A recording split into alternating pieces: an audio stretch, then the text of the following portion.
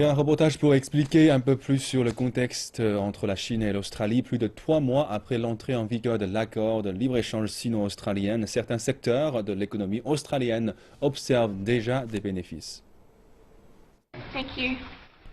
Après 10 ans de négociations et des années d'espoir pour l'accord de libre-échange avec la Chine, certaines industries australiennes récoltent enfin leurs fruits.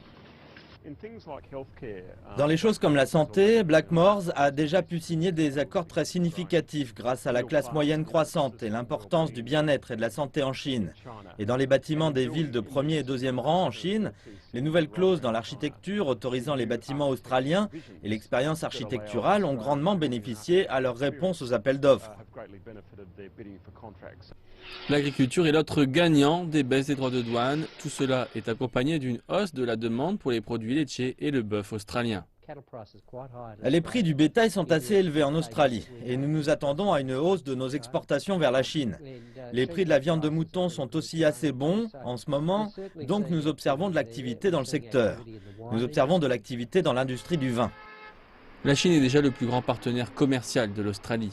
En 2014, cette relation a représenté plus de 80 milliards de dollars, comptant pour près de 1 dollar sur 3 de ce que l'Australie a perçu pour ses exportations.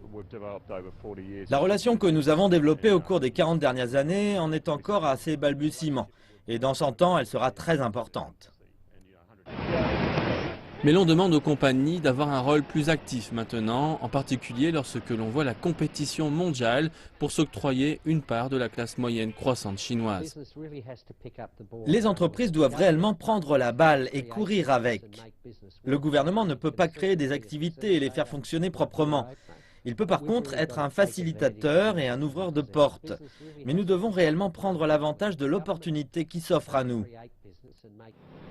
Et cela est important puisque l'Australie essaie de remplacer le vide laissé par la fin du boom minier par une économie plus flexible avec une plus grande attention portée sur l'agriculture et les exportations du secteur des services.